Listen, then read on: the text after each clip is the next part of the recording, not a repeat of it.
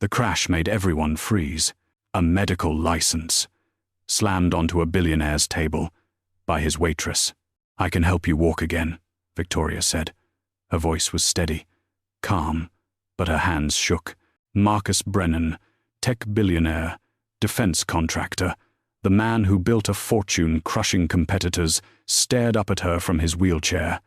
3 years he'd been trapped in that chair, 3 years of specialist appointments, experimental treatments, and empty promises. And now his waitress thought she could fix him. His laughter exploded through the Grand Meridian. Harsh, mocking, designed to humiliate. "You?"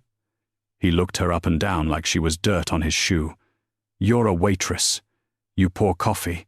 You can't even pay your own rent." The entire restaurant watched. 50 wealthy diners, all eyes locked on them. Some were already recording. Victoria's pulse hammered in her ears. This was a mistake. She should walk away, keep her head down, stay invisible like she'd been doing for 18 months. But then Marcus said it. The words that changed everything. "You think you can fix me? You can't fix anything." Wrong. What Marcus didn't know. His waitress was Dr. Victoria Hayes, neurological specialist, published researcher, the woman who wrote the paper on his exact condition, the one his doctors ignored. What Victoria didn't know, the doctor who destroyed her career, who bankrupted her, who made her a waitress, was the same doctor treating Marcus, keeping him disabled, charging him $500,000 a year for treatments that didn't work, because they weren't supposed to work. One of them was about to lose everything. The other was about to expose a conspiracy that would shake Boston's medical establishment to its core. But first, you need to see how we got here. Would you speak up if it cost you everything, or would you stay silent to survive? Drop your answer below, then hit subscribe because this story doesn't go where you think it does. 6:47 p.m. Victoria Hayes pushed through the kitchen doors of the Grand Meridian, the smell of truffle oil and seared wagyu hitting her like a wave. Outside the floor-to-ceiling windows, Boston Harbor stretched dark and frozen under a February sky that promised more snow. This restaurant was a world she didn't belong to. Marble floors that cost more than her yearly salary, crystal chandeliers imported from Venice, wine bottles priced at 4 digits, the kind of place where reservations took 3 months and a single appetizer cost what she made in tips on a good night. But for 18 months, it had been her sanctuary, her hiding place. Table 12 needs water refills. Table 7 wants the sommelier. Table 4 is ready to order. Victoria didn't write anything down. She never did. 47 orders memorized in her head. Dietary restrictions, preferences, timing sequences. Her mind worked like it always had, precise, efficient, cataloging everything. Her silver locket caught the light as she moved between tables. The one her mother gave her at graduation, the one she wore every single shift. Inside was a photo she couldn't look at without feeling the weight of everything she'd lost. Her bank account flashed in her mind. $1,847.32, rent due in 12 days. $2,100. Even with good tips, she'd be short. Again. "Miss? Excuse me?" Victoria turned. Table 9. The elderly gentleman was standing, reaching for his cane, his left leg dragging slightly. Foot drop. Classic peroneal nerve issue, probably compensating with hip flexor. He needed an ankle-foot orthosis and she caught herself. Stopped the analysis mid-thought. "Not your job anymore. How can I help you, sir?" she asked, her voice pleasant, professional, empty. The bitter taste of coffee lingered on her tongue from the cup she'd downed in the kitchen. The restaurant's heating system never quite reached the staff areas. Cold drafts snaked through from the kitchen, making her fingers stiff as she carried trays. Victoria. Thomas, the manager, appeared at her elbow. Mid-50s, kind eyes, always watching her a little too carefully, like he knew something. "You okay?" "Fine." "Why?" "You were staring at that customer." The one with the cane. She forced a smile, just making sure he didn't need anything. Thomas studied her for a long moment. Something passed across his face. Concern? Pity. He'd hired her 18 months ago when no one else would, asked fewer questions than he should have, paid her in cash the first 2 months when her bank accounts were frozen. He knew. She was sure of it. He knew exactly who she used to be. "Your break's in 20, he said quietly. "Don't skip it this time." Victoria nodded, moving back into the rhythm of service. 20 minutes. She'd use them the way she always did, checking medical journals on her phone, reading research papers she had no business reading anymore, staying sharp for a career she could never return to. The locket felt heavy against her chest. Outside, snow began to fall on the frozen harbor. Inside, crystal clinked against china. Laughter echoed from the private dining room. Somewhere in the kitchen, a pan clattered. Victoria Hayes memorized another order and disappeared into the background where invisible people belonged. 7:15 p.m. The front doors of the Grand Meridian opened, bringing in a blast of winter air and a custom wheelchair that cost more than most people's cars. Marcus Brennan. The hostess straightened instantly. The sommelier stopped mid-pour. Even the busboy loading the dishwasher in the kitchen seemed to feel the shift in atmosphere. "That's Marcus Brennan," whispered Sarah, one of the newer servers, grabbing Victoria's arm. "Defense tech billionaire. Worth like $3 billion. Don't make eye contact. Don't speak unless he speaks first. And for God's sake, don't mess up his order." Outside, the valet was parking a Mercedes AMG GT, $347,000, if Victoria remembered correctly from the magazine in Thomas's office. Matte black, custom everything. But it was the wheelchair that caught her attention. Carbon fiber frame, powered assist, ergonomic positioning, the kind of chair that screamed money and medical complexity. Marcus rolled through the entrance with the confidence of a man who owned every room he entered, even from a seated position. He was younger than she expected. Early 40s, maybe. Sharp charcoal suit tailored to perfection. Watch that probably cost 6 figures catching the light. Dark hair graying at the temples. Strong jaw. The kind of face that would be handsome if it wasn't so cold. His eyes were what struck her. Gray. Flat. Dead in a way that had nothing to do with his disability. But his hands. Victoria's trained eye caught it immediately. The tremor in his left hand. Slight. Almost imperceptible. But there. The way his right shoulder sat higher than his left. Compensatory posturing. His head tilted maybe 2 degrees to the right. Radial nerve involvement. Possibly brachial plexus. Secondary tension patterns in the... Stop. Not your job. "Good evening, Mr. Brennan." The hostess's voice was syrup-sweet.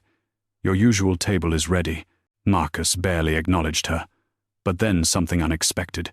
He paused at the door where Miguel, the elderly attendant, was clearing snow from the entrance mat.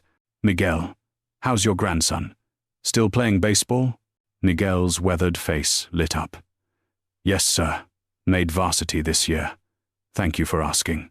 A flash of something human crossed Marcus's face. Brief, gone in a heartbeat. But it was there. Then he rolled toward his corner table, the one with the harbor view. The one staff kept permanently reserved, and the coldness returned. "Johnson, I don't care what their counteroffer is," he said into his phone, voice sharp and commanding. "If they can't meet our terms by the board meeting Thursday, we move to acquisition. Hostile if necessary." Pause. "No, I haven't talked to Sophia. She'll call when she's ready." Another pause. Longer this time. Something flickered across his face. Pain? Regret? "It's been 8 months, Johnson. She's made her position clear." He ended the call with more force than necessary. Thomas approached Victoria, his expression apologetic. "You're taking table 14, Marcus Brennan's table." Victoria looked at the man in the wheelchair, and every diagnostic instinct she'd spent 18 months suppressing roared to life. She knew what was wrong with him. God help her. She knew exactly what was wrong with him. It started with an accident. Ramon, the new busboy, just 17, working after school to help his family, was clearing table 13. Nervous hands. Too many plates stacked too high. He turned toward the kitchen, and his elbow caught the edge of Marcus Brennan's wheelchair. The collision was minor, barely a bump, but it was enough. A water glass tipped, spilled across the white tablecloth. 3 drops landed on Marcus's $1,000 suit. Ramon's face went white. "I'm so sorry, sir. I'm so sorry. Please, I didn't mean—" "Get away from me!" Marcus's voice was ice. "Now, sir, please, I'll clean it." I said get away. The restaurant quieted. Conversations died mid-sentence. Forks paused halfway to mouths. Ramon stumbled backward, trembling. The kid looked like he might cry. Victoria watched from 6 feet away, a tray of appetizers balanced on her palm, her body frozen between tables. "Walk away," she told herself. "Not your business, not your problem." But Marcus wasn't done. His cold eyes scanned the room and landed on table 15. A man in his 60s, salt and pepper beard, wearing a well-worn jacket with a purple heart pin on the lapel. A veteran, in a wheelchair of his own, older, manual. The kind the VA provided. "At least, when I became disabled, I'd already built an empire," Marcus said, voice carrying across the dining room. "At least I earned my fortune before I became useless." The veteran's face remained calm, dignified. He met Marcus's eyes with quiet strength that only made the cruelty more pronounced. "Some things are more valuable than money, son," the veteran said softly. Marcus's lip curled. "Tell that to your bank account." Victoria's tray trembled in her hands. 2 voices screamed in her head.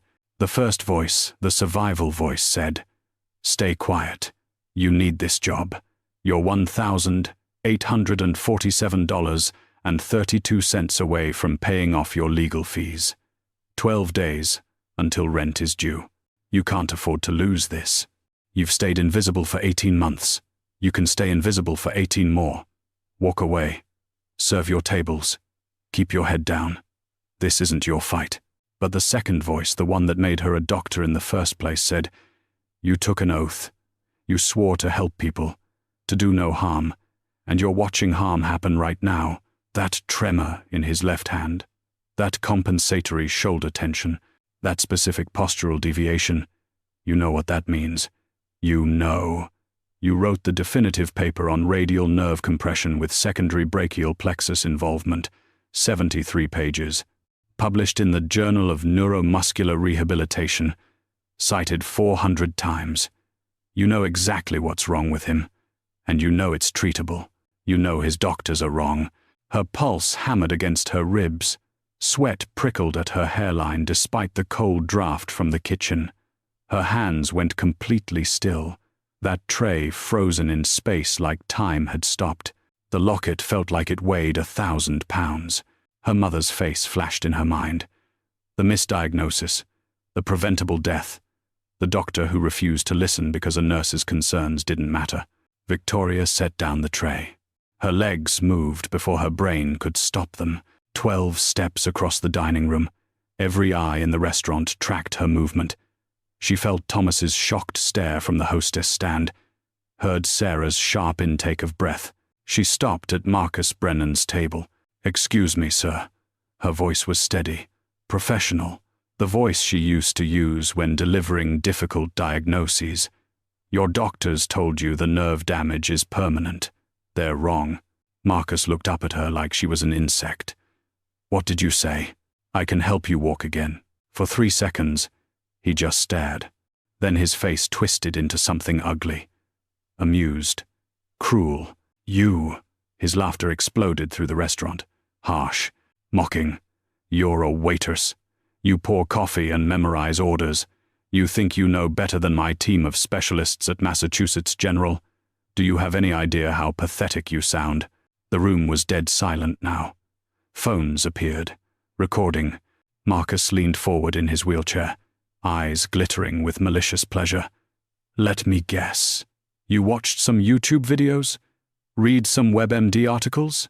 And now you think you can fix a condition that stumped the best neurologists in the country? He looked her up and down with open disgust. You can't even fix your own pathetic life. Look at you. How old are you?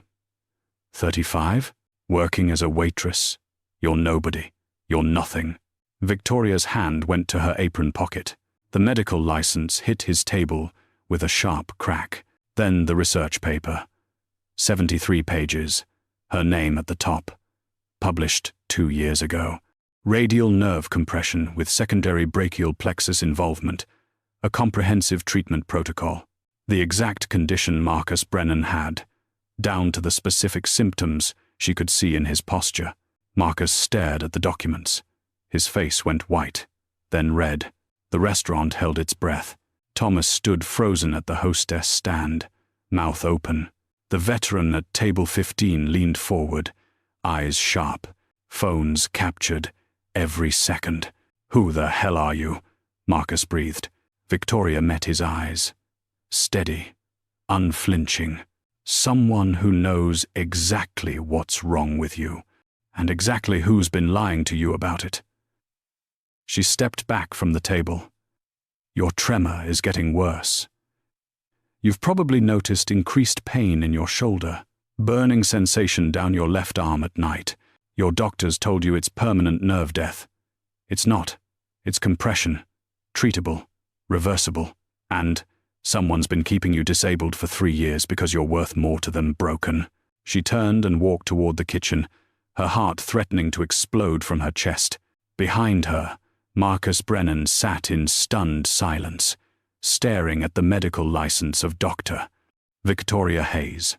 Victoria made it exactly 6 steps past the kitchen doors before Thomas grabbed her arm. My office. Now. His face was unreadable. Not angry. Not supportive. Just careful. Like he was handling something explosive. The manager's office was barely 8 by 10 feet. Desk piled with invoices, scheduled charts on the wall, the smell of old coffee and stress. Thomas closed the door and turned to face her. You want to tell me what just happened out there? Victoria's hands were shaking. She gripped the edge of his desk to steady them. I couldn't just watch him. That's Marcus Brennan. He owns half the defense contractors in New England. His legal team could bury this restaurant in lawsuits before we finish dinner service. Thomas ran a hand through his graying hair. I'm supposed to fire you right now. He's probably already on the phone with the owner. I know. You just threw away the safest job you've had in 2 years. I know. Silence stretched between them. Thomas studied her face, and something in his expression shifted, softened. Are you sure about this? He asked quietly. About what you told him. Victoria looked up, surprised. You heard. Everyone heard. He pulled out his phone, showed her the screen.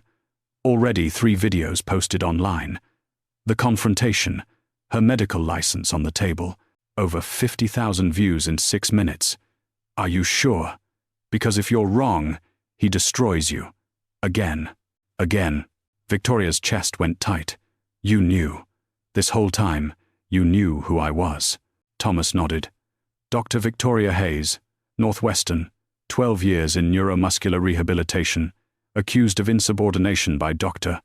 Lawrence Whitmore, when you challenged his diagnosis of a VIP patient. He sat on the edge of his desk. I had a sister with MS. You treated her. 7 years ago. You gave her 3 more years of mobility than any other doctor said was possible. When she died, she told me you were the only one who really saw her, really fought for her. Tears burned Victoria's eyes. She remembered. Catherine Murphy, brilliant woman, fighter. So when you walked in here 18 months ago, resume that didn't match your skill set, desperation in your eyes. I knew. Thomas's voice was gentle. And I hired you anyway, because people like Whitmore destroy good doctors all the time, and people like you deserve a second chance. Thomas. But this, he gestured toward the dining room. This isn't about survival anymore. This is about exposing yourself, going to war. Are you ready for that? Victoria thought about Marcus Brennan's tremor, the compensatory patterns, the 3 years of unnecessary disability. I'm sure, she whispered. About the diagnosis. I'm completely sure. Then God help you both. Marcus sat in the back of his Mercedes, tablet glowing in the darkness, jaw clenched so tight it hurt. Victoria Hayes. The name burned across the screen. Google, medical journals, LinkedIn, news articles. Northwestern University, PhD in neuromuscular rehabilitation, graduated top of her class, published researcher, 12 years of clinical experience, specialization in nerve compression disorders and brachial plexus injuries, awards, commendations, patient testimonials, calling her a miracle worker. Then the malpractice case. Marcus leaned closer, reading faster. Dr. Victoria Hayes, v. Massachusetts General Hospital, accused of insubordination and professional misconduct. The details were buried in legal language, but the core was clear. She'd challenged a senior physician's diagnosis. Publicly, refused to back down. The hospital board had sided with the senior doctor, Dr. Lawrence Whitmore. Marcus's blood went cold. That's my doctor. He scrolled frantically. More articles, medical board hearings. Victoria had presented evidence, patient records, research. She'd been right, the patient had been misdiagnosed, but by the time the truth came out, her career was destroyed. Lawsuit, bankruptcy, license suspended for 8 months pending investigation. She'd been exonerated eventually, but the damage was done. No hospital would hire her, no practice would take her. The woman who'd been right, who'd fought for a patient against institutional power, had been blacklisted. Marcus's hands trembled. Not from nerve damage, from something else. He pulled up his own medical records on his phone. 3 years of treatment. Dr. Lawrence Whitmore, lead physician. Diagnosis: permanent nerve death following spinal trauma. Prognosis: irreversible. Treatment: pain management, physical therapy for maintenance only. Cost to date: $1.5 million. He pulled up the research paper Victoria had slapped on his table, opened the PDF. The first case study matched his symptoms exactly, down to the specific tremor pattern, the shoulder compensation, the progression timeline. Treatment protocol: surgical decompression, followed by targeted neural rehabilitation. Success rate: 73% regain significant mobility, 45% achieve full recovery. Publication date: 2 years ago. Had Whitmore seen this? He must have. It was the definitive paper on the condition, cited everywhere. Marcus's mind raced. She was right. She was right. And the doctor who destroyed her career was the same doctor who'd been treating him, telling him he'd never walk, charging him $500,000 for treatments that maintained his disability instead of curing it. His phone buzzed. His legal team, ready to file harassment charges against Victoria Hayes. Marcus stared at the screen, then at the research paper, then at his own trembling hand. He pressed delete on the draft lawsuit and started typing a very different message. So here's what I need to know. Was Victoria right to expose her knowledge? She just risked everything, her job, her safety, her peace, to confront a man who could destroy her. In her position, would you have stayed silent, or would you have spoken up? Drop your answer in the comments. Also, kindly tell me where you are watching from. I want to know how far this story goes. And while at it, hit subscribe, because what happens next? Marcus makes a choice that neither of them saw coming, and the doctor they're both connected to. He's about to realize his entire scheme is falling apart. Morning light cut through the broken blinds of Victoria's studio apartment. Rent notice on the door. 12 days to pay $2,100 or face eviction. Bank account: $1,847.32. The math didn't work. It never worked. Victoria sat on the edge of her bed mattress on the floor, no frame, and opened the silver locket around her neck. The clasp was worn smooth from 18 months of this ritual. 2 faces stared back at her. On the left, Victoria, at 26, graduation day, doctorate in hand, the whole world ahead of her. On the right, her mother, Margaret Chen, nurse for 30 years, dead at 62 from a misdiagnosis. Chronic fatigue, the doctor had said. Dr. Lawrence Whitmore, chief of internal medicine at Mass General, too important to listen to a nurse's concerns about her own body. By the time they found the cancer, stage 4, 6 weeks later, her mother was gone. That's when Victoria started asking questions, digging into Whitmore's patient records, finding patterns, other misdiagnoses, other people who died while Whitmore collected awards and speaking fees. She'd reported him, publicly, with evidence. She'd reported him, publicly, with evidence. He'd destroyed her for it. The lawsuit took 6 months. The bankruptcy took another 2. By the time she was exonerated, 18 months had passed since her mother's death, and no hospital would hire her. That's when she found the Grand Meridian. Victoria snapped the locket shut and opened her laptop. Marcus Brennan, 41, tech entrepreneur, defense contractor, built Brennan Defense Systems from the ground up, worth $3.2 billion. Accident 3 years ago, car crash on Route 93, drunk driver, spinal trauma. Initial treatment, Boston Medical Center. Prognosis, good recovery potential with proper rehabilitation. Then, 2 months later, transfer to Dr. Lawrence Whitmore's private practice. New prognosis, permanent nerve death, irreversible. Victoria's stomach turned. She'd seen this before. Her phone buzzed. Text from Diane Chen. Coffee? I found something. The cafe was crowded, loud, good for privacy. Diane slid into the booth across from Victoria, a former colleague from her days at the rehabilitation center, one of the only people who'd still talk to her. You look terrible, Diane said. Thanks. I'm serious.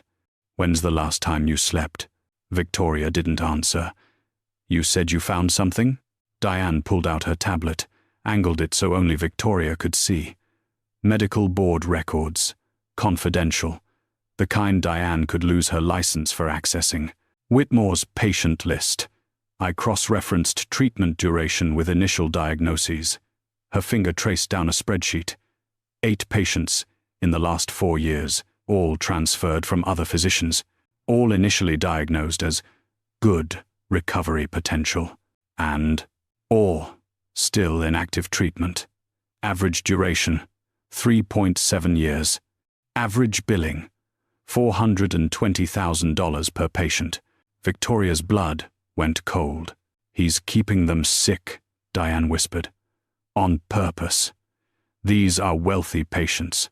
Insurance doesn't blink at his fees, and as long as they believe they're getting the best care, they keep paying.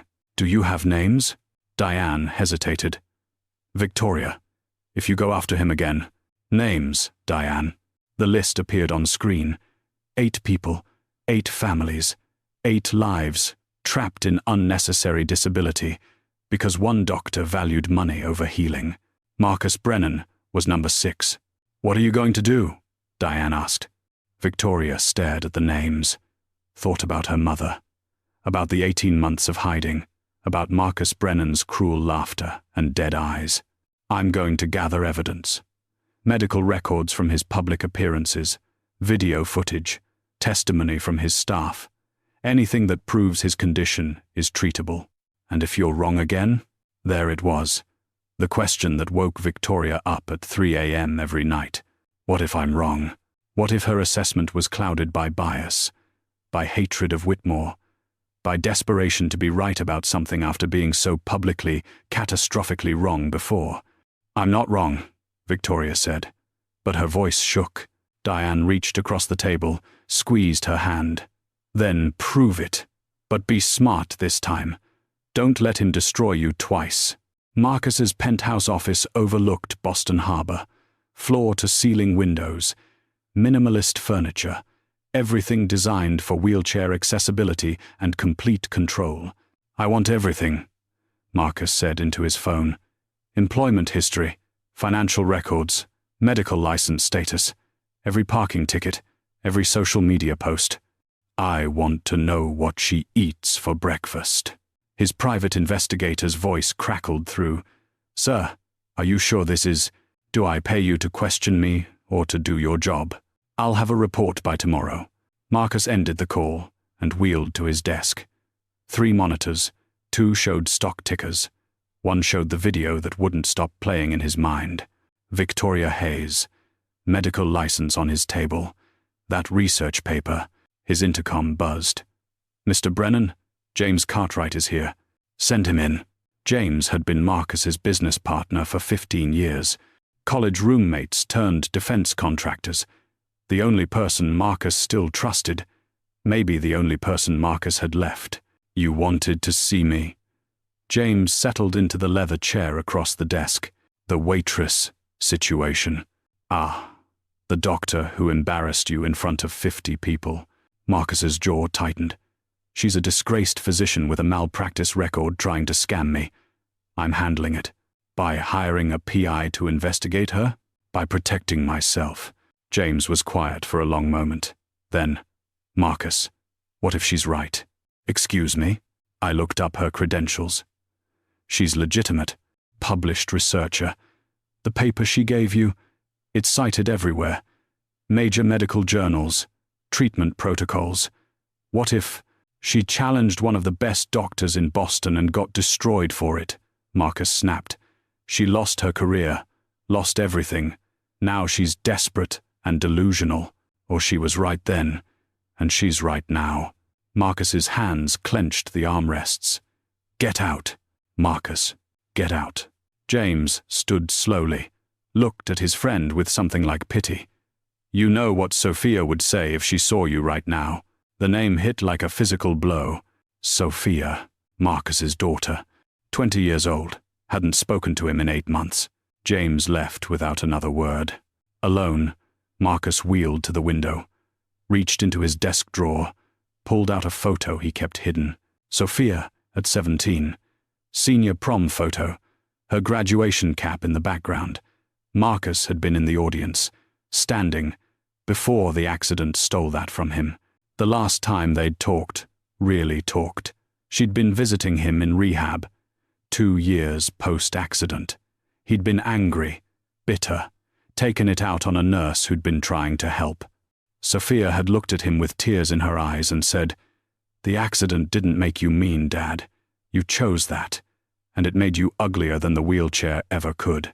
She'd left, hadn't come back. He'd tried calling, texting, nothing. His lawyer said she was thriving at Stanford. Dean's List, new friends, a life that didn't include her broken, bitter father. A knock on the door, his assistant. "Sir, the PI report just came through." Marcus opened the file. Victoria Hayes, age 34, current residence, studio apartment, South Boston. Income, $31,000 annually. Debt, $47,000 in legal fees.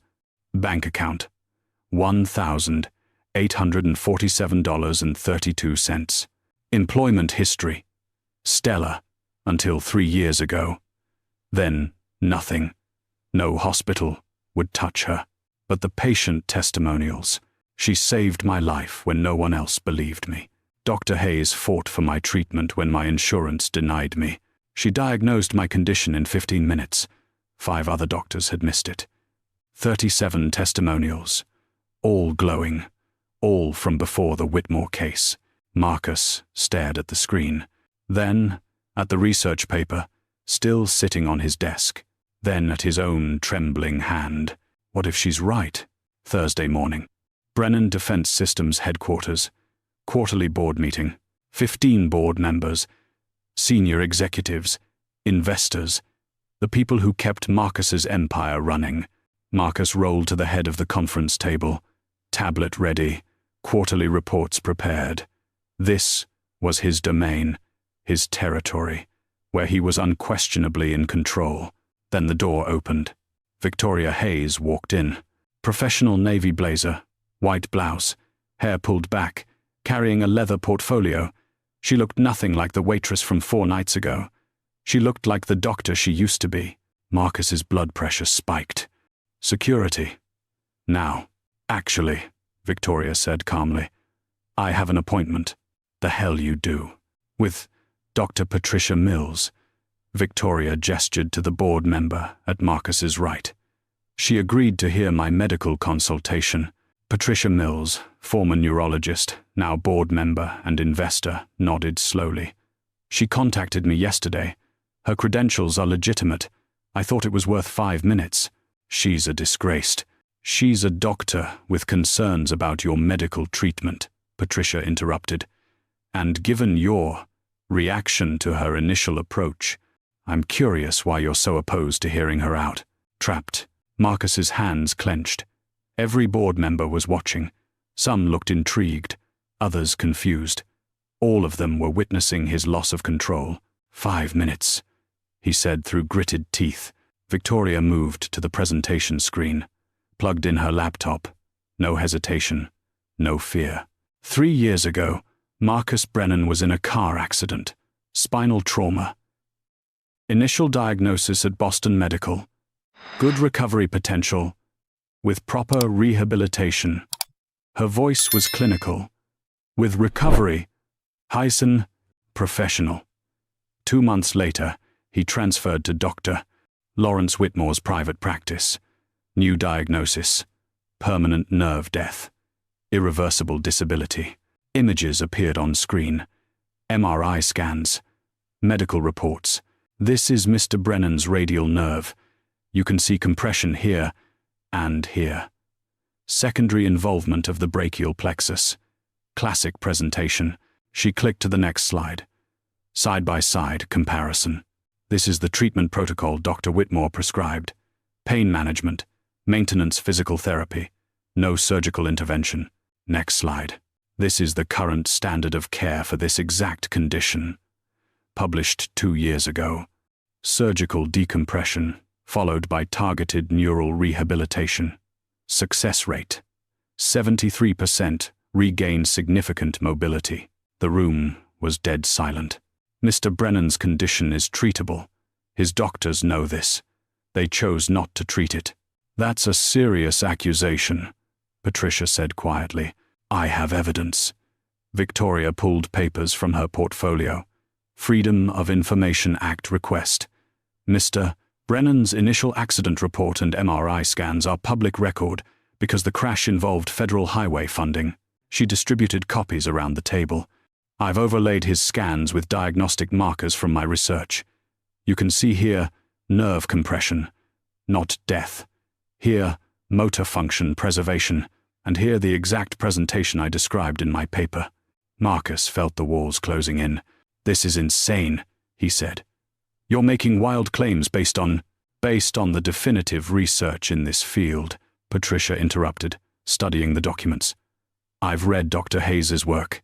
It's sound. Her methodology is impeccable. She looked up at Victoria. You're saying his condition has been mismanaged for 3 years. I'm saying it's been deliberately mismanaged. Enough. Marcus gripped his armrests, tried to stand, and succeeded. For exactly 4 seconds, his legs held his weight, trembling, unstable, but weight-bearing. Then his strength gave out, and he collapsed back into the wheelchair, breathing hard. The room erupted in shocked murmurs. Victoria didn't smile, didn't gloat, just said quietly, You just proved my point. You have motor function. Someone's been lying to you about why you can't use it. Marcus's face was white, then red. Humiliation and rage warring with something else. Something that looked like hope, and that was more terrifying than anything. The neurological pathways are intact, Victoria continued. With proper treatment, surgical decompression, targeted rehabilitation, you could regain 70–80% mobility within 18 months. You could walk, Mr. Brennan. You've always been able to. Someone just had to teach your nerves how again. Patricia Mills set down the papers. Why would Dr. Whitmore withhold treatment? Because Mr. Brennan is worth $3.2 billion, and as long as he stays disabled, Dr. Whitmore bills $500,000 annually for maintenance care. Victoria's voice hardened. I've identified 8 other patients with the same pattern, all wealthy. All told, their conditions are permanent. All still in treatment, years after they should have recovered. Marcus couldn't breathe. This is slander, he managed. I'll sue you for every... Sue me. I have $1,847 in my bank account. Take it. Victoria closed her portfolio. But in 48 hours, you'll receive a full medical briefing, 80 pages. Every detail of your condition, second opinions from 3 independent neurologists who reviewed your scans, treatment protocols, success rates, contact information for Whitmore's other patients who might want to know the truth. She headed for the door, stopped, turned back. What you do with that information is your choice, Mr. Brennan. You can keep paying the man who's been stealing your mobility, or you can fight for your life. Her voice dropped. Your daughter's getting married next year. I saw the invitation on your assistant's desk. You can walk her down the aisle, or you can watch from a wheelchair while Dr. Whitmore bills you another $500,000 for the privilege of staying broken. She dropped a folder on the conference table. 48 hours. Then I'm filing a formal complaint with the medical board whether you help me or not. Victoria walked out. The conference room erupted in chaos. Questions, demands, confusion. Marcus sat frozen, staring at the folder, his hand trembling. Useless, weak, reached out and opened it. The first page was a medical brief with his name at the top. The second page was a photo. Security camera footage. Him, standing, for those 4 seconds. Proof he could do what his doctors said was impossible. Patricia Mills's voice cut through the noise. Marcus, we need to talk about your medical care. But Marcus couldn't hear her. All he could hear was Sophia's voice in his head. The accident didn't make you mean, Dad. You chose that. And Victoria's. You could walk her down the aisle. The eviction notice stared at Victoria from her apartment door. 72 hours to vacate. Red letters. Official stamp. The landlord's patience had finally run out. Victoria ripped it down and stumbled inside. The apartment was barely 400 square feet. Mattress on the floor. Laptop on a milk crate. Medical textbooks she couldn't afford to replace stacked against the wall. 18 months of hiding. Of surviving. Of staying invisible. Gone in 4 days. Her phone rang. Thomas.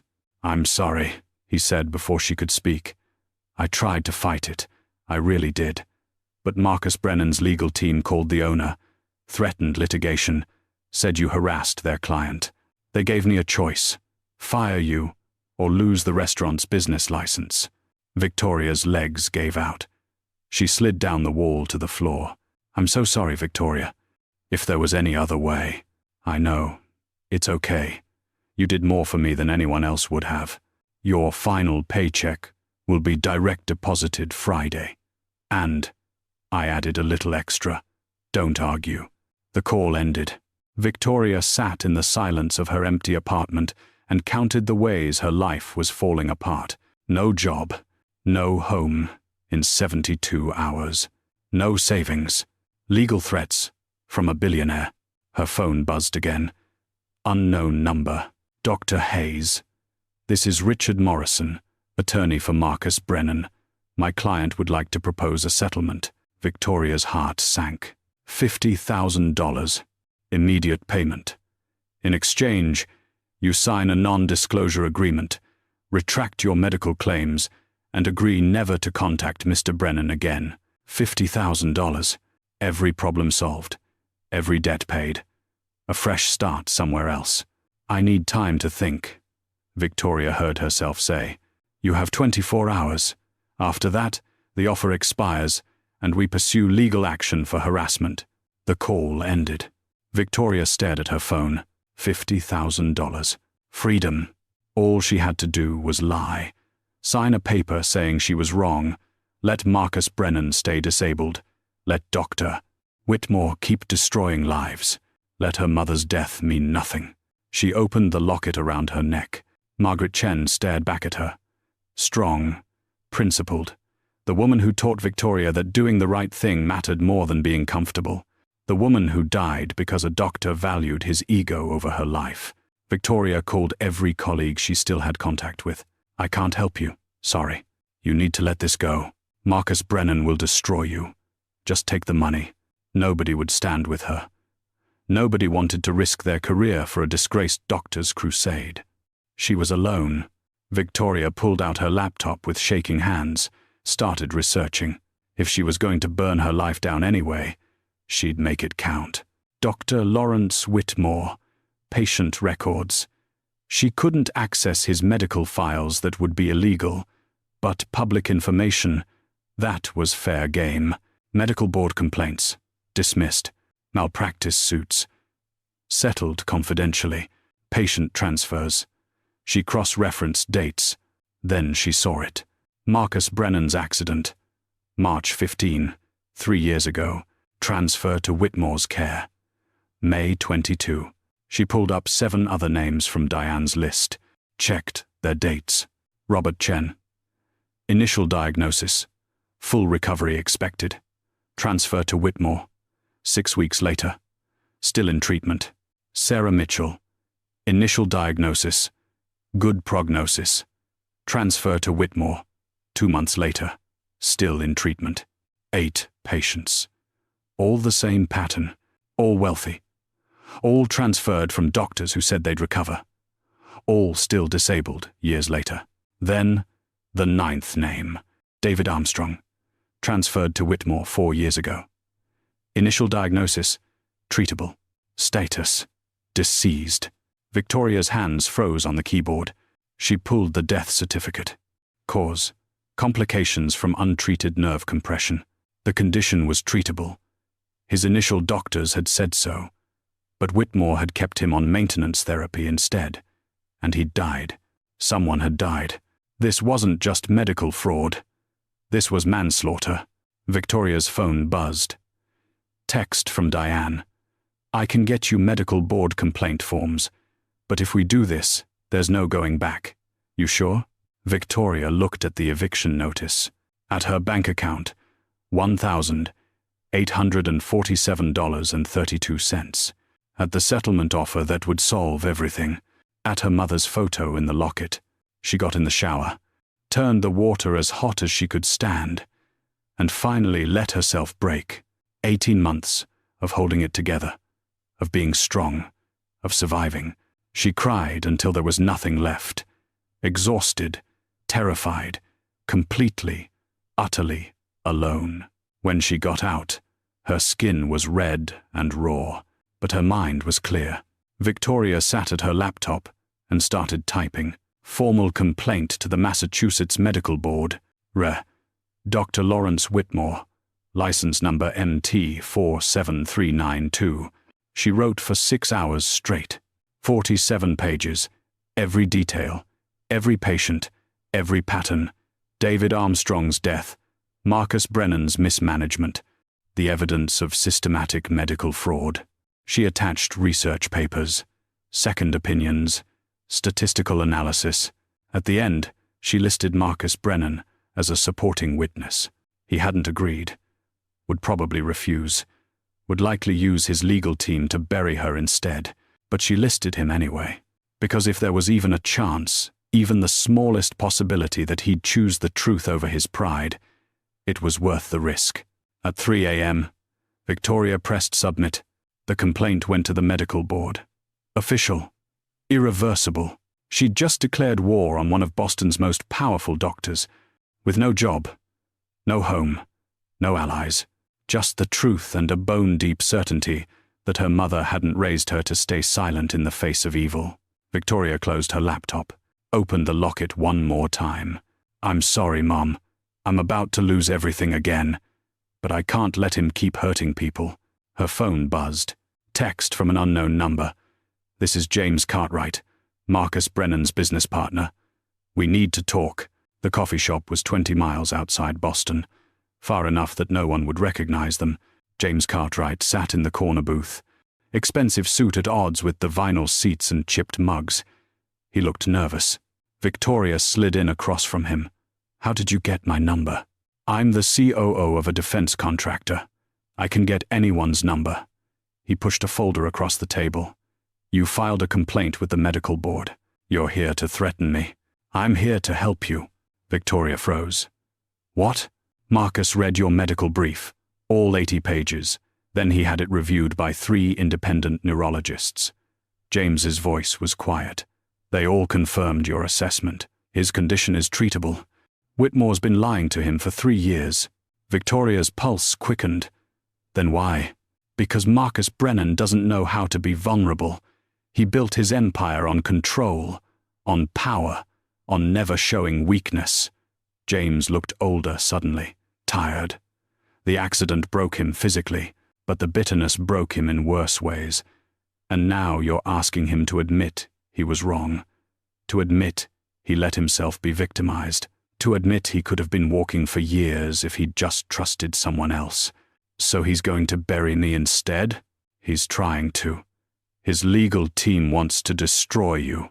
But, James hesitated, he keeps reading your brief, over and over, and he asked me to find out if Whitmore has other victims. 8 that I can confirm. 1 who died. James's face went pale. Died? Victoria showed him David Armstrong's file. The treatable condition, the maintenance therapy, the preventable death. Jesus, James whispered. Whitmore is killing people for money. Slowly, deliberately, and the system protects him because his patients are wealthy and don't question his authority. What do you need? Medical board testimony, patient statements, records proving the pattern. Victoria leaned forward. But more than that, I need Marcus. His case is the clearest. His records are accessible, and his name carries weight. If he testifies, he won't. His pride won't let him. Then people keep dying. Silence stretched between them. James pulled out his phone, showed her a message. Everyone who sees weakness tries to use it. I can't be that vulnerable again. From Marcus. That's what he told me when I suggested he listen to you, James said. He's terrified, not of the wheelchair, of hoping and being destroyed again. Victoria understood that fear. Intimately. What if I can get you 3 of the other patients? James asked. Confidentially. People Marcus knows from Whitmore's practice. If they agree to testify, it would prove the pattern, make it impossible to dismiss.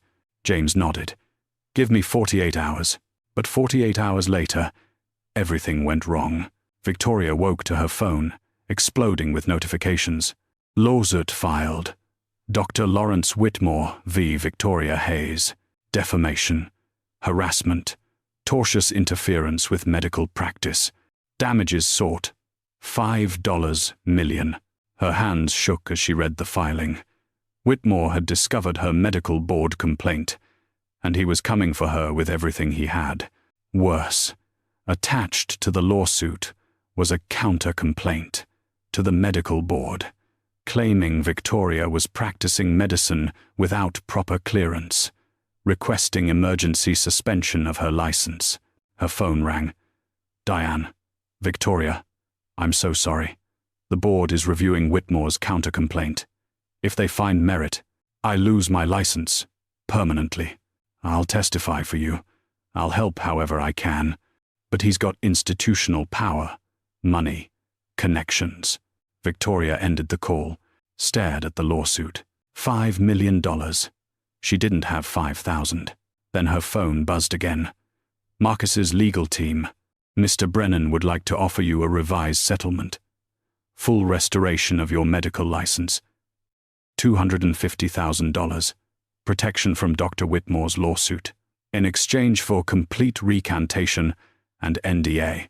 $250,000. Her license back. Safety. All she had to do was abandon the 8 people still trapped in Whitmore's care. Abandon the memory of David Armstrong. Abandon every principle she had left. Victoria looked at the locket around her neck. Then she typed a response. No. 3 seconds later, her phone rang. Unknown number. Dr. Hayes. This is Marcus Brennan. His voice.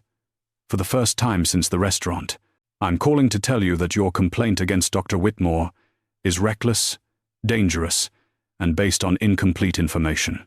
Victoria's heart sank. And that's exactly what I told my lawyer to say if anyone asks. A pause. The truth is, you're right. About all of it. And I'm scared out of my mind to admit that. Marcus Brennan just made a choice that changes everything. But Dr. Whitmore has money, power, and the entire medical establishment behind him. How do you think this resolves? Through evidence in court, through moral appeal, or through something no one sees coming? Drop your prediction below, and make sure you're subscribed because the next 20 minutes contain revelations that will reframe this entire story. You think you know who the real villain is? You think you know how this ends? You don't. Hit that subscribe button. This is about to get intense. The Massachusetts Medical Board hearing room was nothing like a courtroom. No jury, no judge in robes. Just a long conference table, 7 board members, and fluorescent lights that made everything feel cold and clinical. Victoria sat at one end, alone. No lawyer. Couldn't afford one. At the other end, Dr. Lawrence Whitmore, 63 years old, silver hair, expensive suit, flanked by 3 attorneys who probably billed more per hour than Victoria made in a month. He looked calm, confident, untouchable. The same way he'd looked 3 years ago when he destroyed her career the first time. Dr. Hayes, said Dr. Margaret Okonkwo, the board chair, you've made serious allegations. The floor is yours. Victoria stood. Her hands shook, so she gripped her notes to steady them. My name is Dr. Victoria Hayes.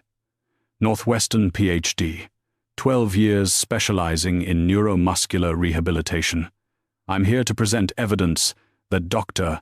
Lawrence Whitmore has been systematically defrauding patients by deliberately mismanaging treatable conditions for financial gain. Whitmore's lawyer shot to his feet. Objection. This is character assassination. This is a medical board hearing, not a trial, Dr. Okonkwo said coolly. Dr. Hayes has the right to present her evidence. Sit down. Victoria pulled up her first slide. Patient files. Names redacted for privacy, but the pattern's clear.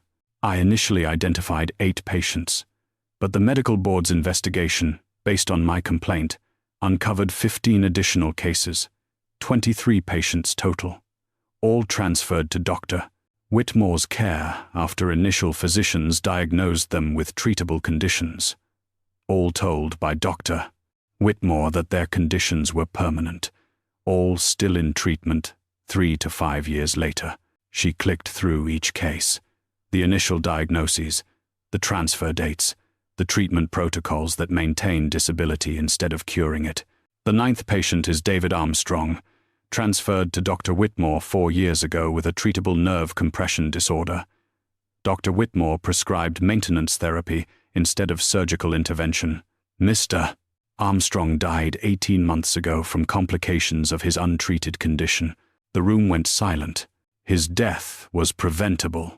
His initial doctors said so. The autopsy confirmed it.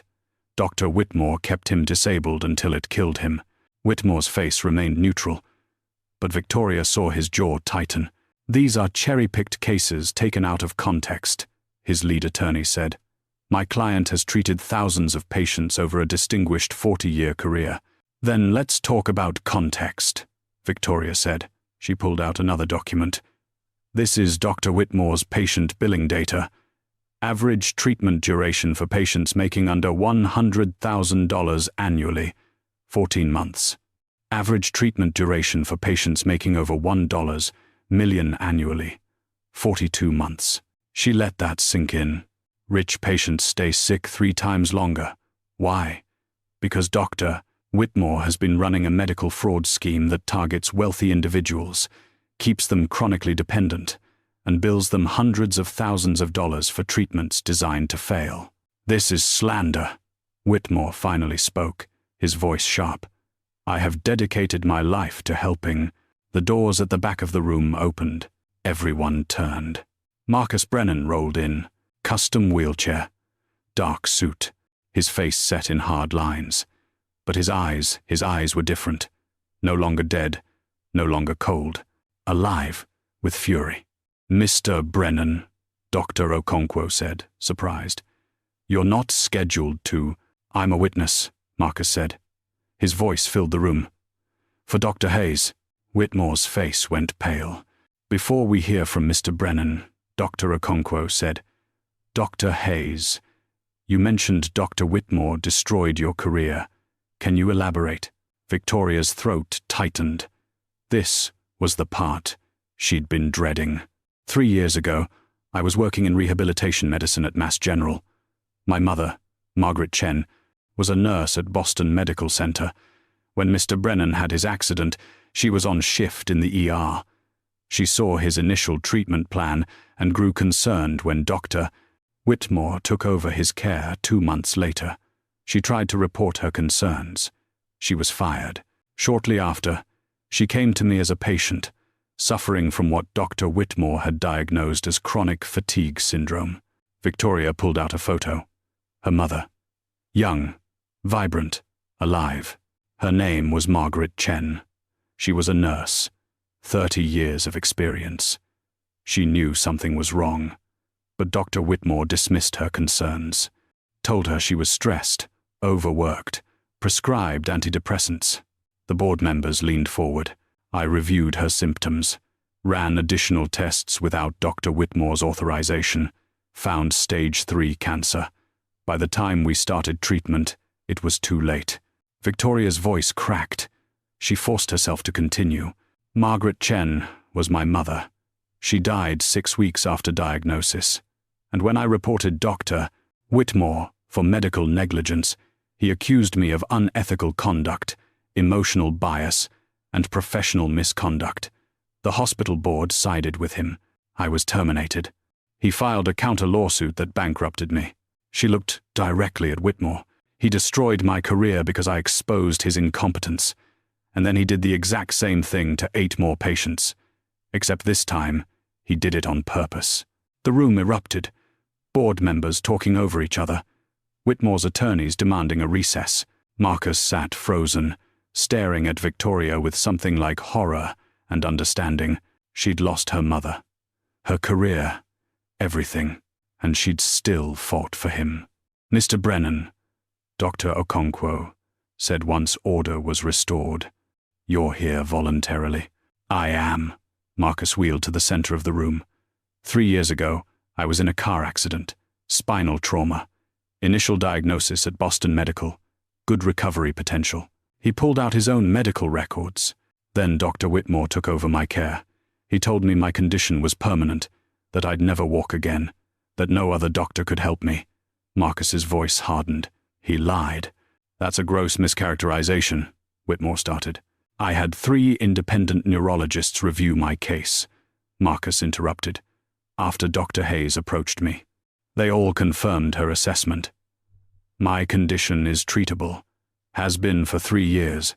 Dr. Whitmore has billed me $4.2 million for treatments designed to keep me disabled. Gasps around the room. I have the second opinions right here, Marcus said. The ones Dr. Whitmore received and never told me about. The ones that said I was a surgical candidate. The ones that said I could walk again with proper treatment. He threw the files on the table in front of Whitmore. You stole 3 years of my life.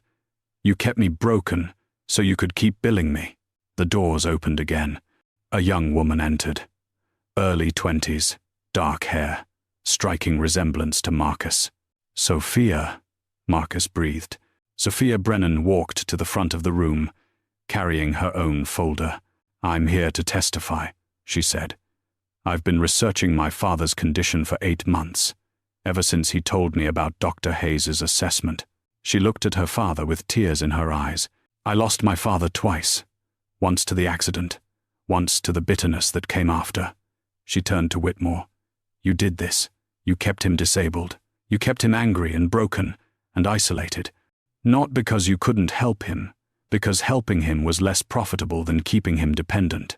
Sophia's voice shook with rage. I found your pattern. 23 patients over 6 years, all wealthy. All told they're permanent cases, all still in treatment. You're not a doctor. You're a predator. Dr. Okonkwo held up a hand for silence. Dr. Hayes, you mentioned financial records. How did you obtain confidential billing information? Board subpoena, Victoria said. When I filed my complaint, I requested a full audit of Dr. Whitmore's practice. The board's investigative team provided these documents yesterday. She distributed copies, page after page of billing records. $4.2 million from Marcus Brennan alone. $7.8 million from the other 8 patients I identified. But the audit found 15 additional cases with similar patterns. The numbers scrolled across the projection screen. 23 patients total. $31 million in billings over 6 years. Mr. Brennan alone accounts for $1.5 million for treatments that either don't work or aren't necessary, for conditions that could have been cured years ago. Dr. Okonkwo's expression was stone. Dr. Whitmore, do you have a response? Whitmore stood. His composure was cracking, sweat on his forehead, hands clenched. These patients received the best care available. Every decision I made was within standard protocols.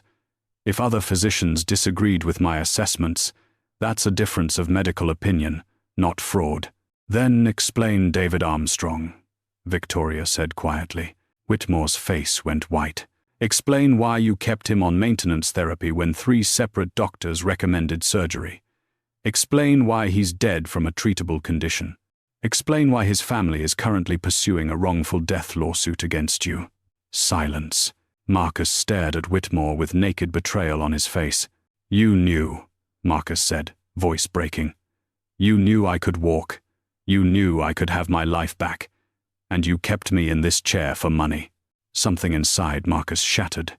The man who'd built a billion-dollar empire, who'd crushed competitors without mercy, who'd humiliated a waitress in a restaurant because he could. He broke. I missed 3 years of my daughter's life because I was too bitter to be around. Tears streamed down his face. 3 years I could have been walking, could have been healing, could have been the father she deserved. He looked at Victoria, and I treated you like garbage, like you were nothing, because that's what I felt like. Nothing. Victoria moved closer to Marcus, knelt beside his wheelchair so they were eye level. You did treat me like garbage, she said quietly. You humiliated me, used your power to hurt someone who was trying to help you. That was cruel. Marcus flinched. But I understand why. Her voice softened. Fear makes us mean. Pain makes us lash out. And someone you trusted was feeding that fear, weaponizing that pain, keeping you trapped for profit. She put a hand on his armrest. An apology doesn't erase consequences, doesn't undo the hurt, but it's a start. I'm sorry, Marcus whispered. God, Victoria, I'm so sorry. I know. What do I do? How do I fix this? Victoria stood, looked at the board, at Whitmore, at Sophia. You fund a rehabilitation clinic for Whitmore's victims, for anyone who's been medically betrayed. Sliding scale fees. No one turned away for inability to pay. She met Marcus's eyes. And I'll treat you, pro bono, until you walk. Deal, Marcus said immediately. Dr. Okonkwo cleared her throat.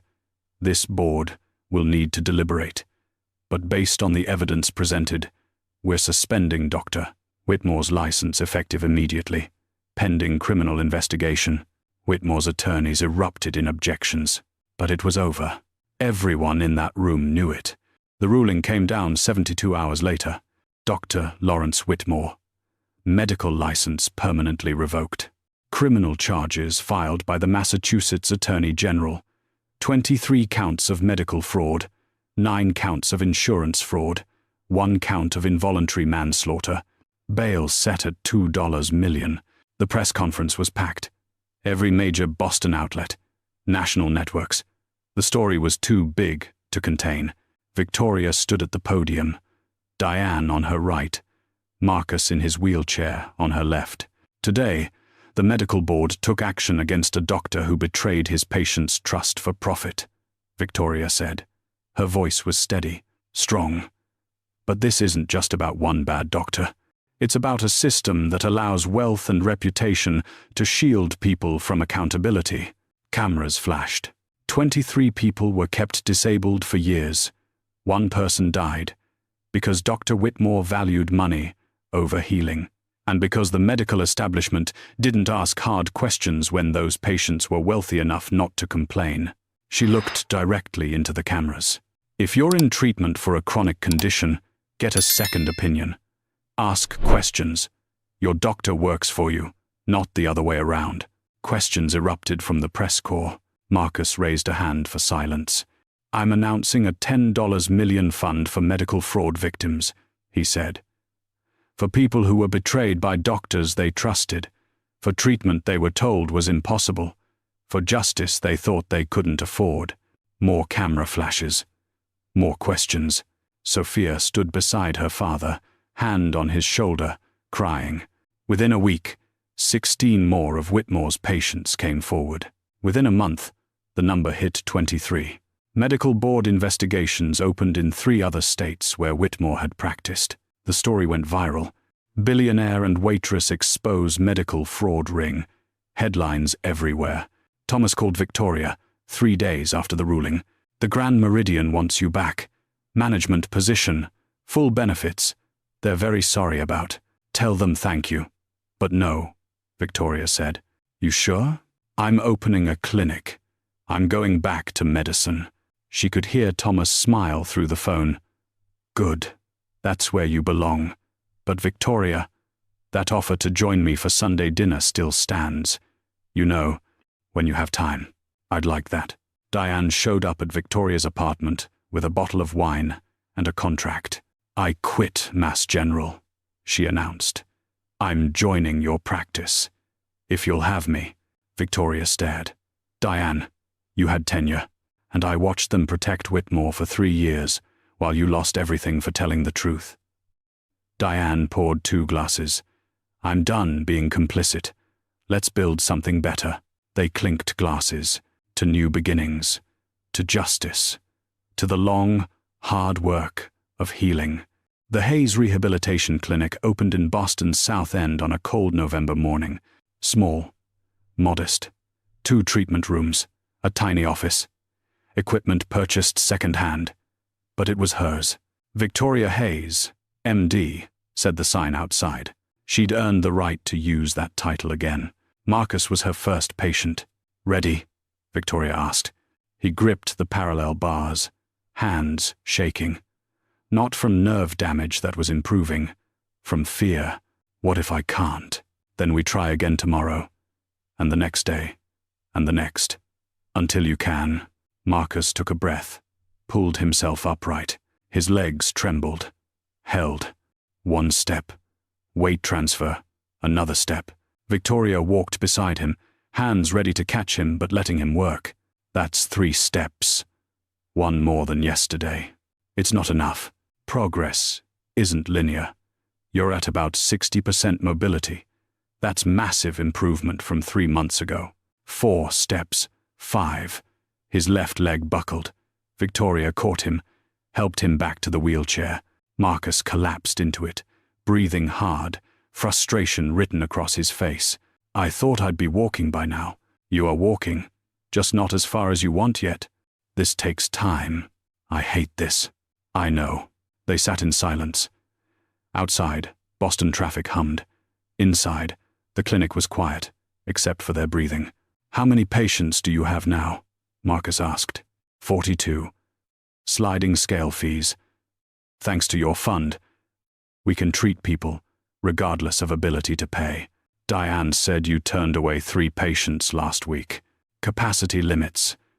I can only see so many people safely. Marcus pulled out his phone. What if we expanded? 2nd location. More equipment. Hire 2 more therapists. Marcus, you've already given. I spent $1.5 million staying broken. Let me spend some keeping other people whole. Victoria smiled. Tired. Grateful. Okay. Yeah. Let's expand. But the scars remained. Victoria still flinched when legal documents arrived. Still had nightmares about board hearings. Still checked her bank account twice a day.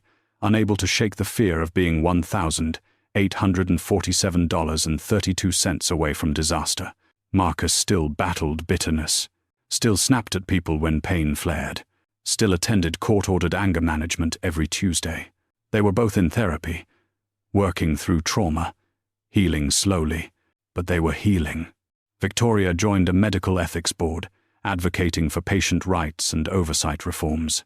Marcus testified before the state legislature about healthcare fraud. Sophia visited her father twice a week, watched him walk, cried the first time he made it across the room without assistance.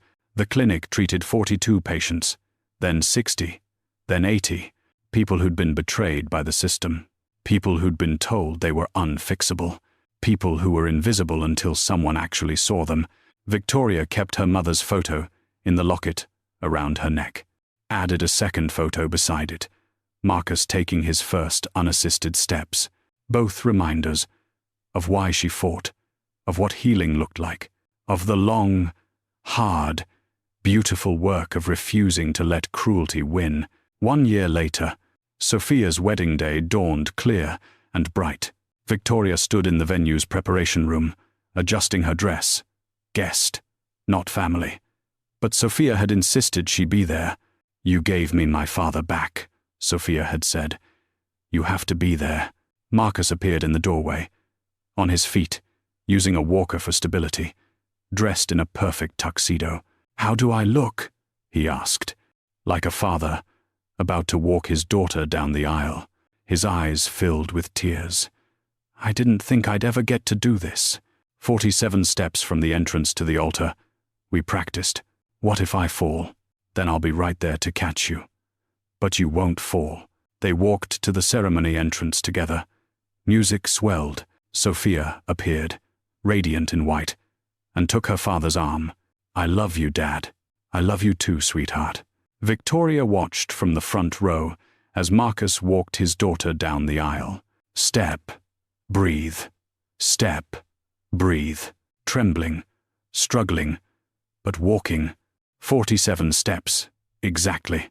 When he reached the altar, Marcus collapsed into the wheelchair waiting there, exhausted, crying, but smiling wider than Victoria had ever seen. After the ceremony, Marcus found Victoria at the reception. "Thank you," he said simply, "for everything. You did the work. You gave me the chance." Victoria pulled the locket from around her neck, opened it. "There's something I never told you," she said quietly. She showed him the photo of her mother. Her name was Margaret Chen. She was a nurse. Marcus looked confused. "At Boston Medical Center, 3 years ago. The hospital where they brought you after your accident." His face went pale. "She was on shift that night, saw you in the ER, and when Dr. Whitmore took over your care 2 months later, she tried to report him, said his treatment plan was wrong, that you were being mismanaged." Victoria's voice broke. She was fired for speaking up, lost her job. That's when she went to see Whitmore as a patient herself, and he missed her cancer because he was too busy being angry at her for questioning him. Marcus couldn't breathe. "We were connected before we ever met," Victoria said. "My mother tried to save you. Whitmore destroyed her for it. And then he kept you disabled for 3 years. She closed the locket. She'd want me to help you. She'd want me to finish what she started." Marcus pulled Victoria into a hug, both of them crying. For Margaret, for the 3 years stolen, for the justice that came too late to save her but just in time to save him. "I'm so sorry," he whispered. "I know. And she'd forgive you. She'd be happy you're walking." They stood together as the reception swirled around them. Two people whose lives had been shattered by the same villain, who'd found each other in the wreckage, who'd chosen healing over bitterness, who'd saved each other. Victoria Hayes's journey took 18 months, from invisible waitress to unstoppable advocate, from broken to healed, from hiding to fighting, from victim to victor. But here's what I didn't tell you at the beginning. This isn't just Victoria's story. It's the story of every person working an ordinary job who has extraordinary skills hidden beneath the surface. The janitor, who speaks 6 languages. the Uber driver with a law degree, the grocery store clerk who was a concert pianist. Society trains us to judge competence by appearance, by job title, by wealth. Victoria Hayes was invisible until she refused to be.